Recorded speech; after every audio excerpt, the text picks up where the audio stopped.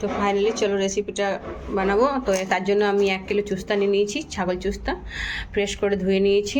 আর এখানে পেঁয়াজ কুচি, লঙ্কা, আদা, রসুন আর জিরা গোলকি নিয়েছি। আর সাথে 2টো বেগুন মিক্স করব। এই ছাগল চুস্তার সঙ্গে 2টা বেগুন মিক্স করব, তো রান্না করব। তো চলো রেসিপিটা রান্না করি। তো দেখো, প্রথমে আমি কড়াইটা বসিয়ে দিয়েছি। আর কড়াইতে এখন কিছু তেল মশলা কিছু দেবো না, আগে প্রথমে আমি চুস্তাটাকে কড়াইয়ে দিয়ে দিলাম। আর চুস্তাটার মধ্যে যে জলটা বেরোবে সেই জলটা শুকনো করে নেব, তারপরে রান্না করব। তো ঢাকা দিয়ে দেখো, দেওয়ার সঙ্গে সঙ্গে কত জল বেরিয়েছে। এই জলটা অনেকটা জল বেরিয়ে জলটা শুকনো করে নেব, তারপরে রান্না করব।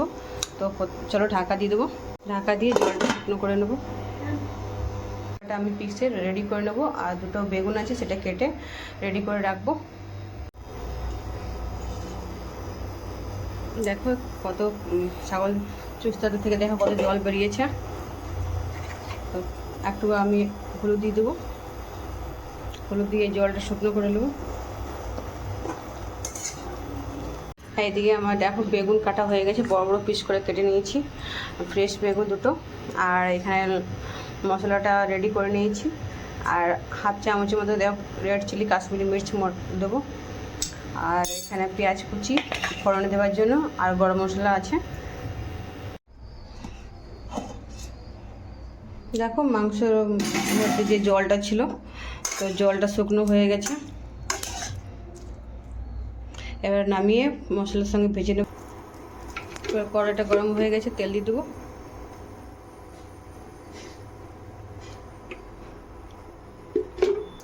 তেলটা গরম হয়ে গেছে, কেটে রাখা পেঁয়াজ কুচি আর গরম মশলা সব দিয়ে দেবো। পেঁয়াজটাকে লাল করে ভেজে দেখো, পেঁয়াজটা লাল করে ভাজা হয়ে গেছে। এবার মশলা দিয়ে দেবো।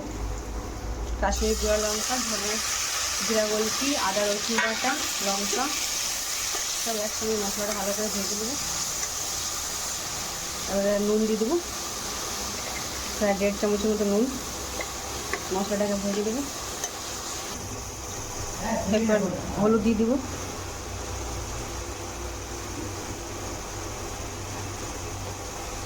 দিয়ে ভালো করে মশলাটা ভেজে নেব। মশলাটা ভালো করে ভাজা ভাজা হয়ে গেল। এবার ঢেলে রেখেছিলাম সেই মাংস দিয়ে দিচ্ছি, খাসির চর্বি।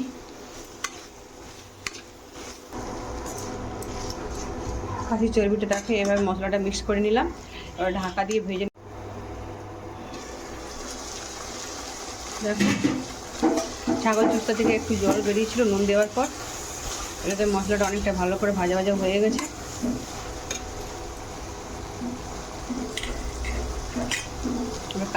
এবার মিট মশলা দিয়ে দেবো।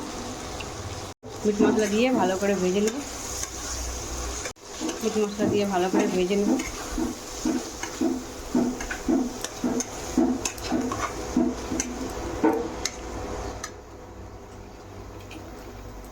আর এখানে কেটে রাখা বেগুন দিয়ে দেবো।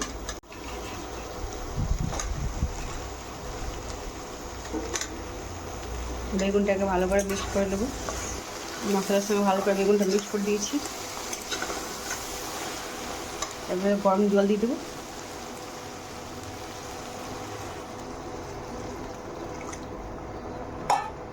গরম জল দিয়ে সেদ্ধ করতে দেবো। জল দিয়ে সেদ্ধ করতে দেবো, ঢাকা দিয়ে দেবো। ঢাকা দিয়ে 30 মিনিটের মতো সিদ্ধ করে নেব।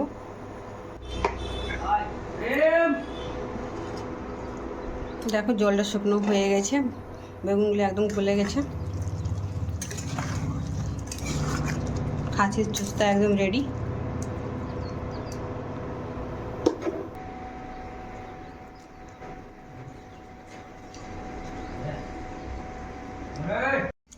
তোমাদের কাছে খাসির চুস্তার রেসিপিটা কেমন লেগেছে অবশ্যই কমেন্ট করে জানাবে। এবং ভালো লেগে থাকলে লাইক কমেন্ট শেয়ার করো। ধন্যবাদ।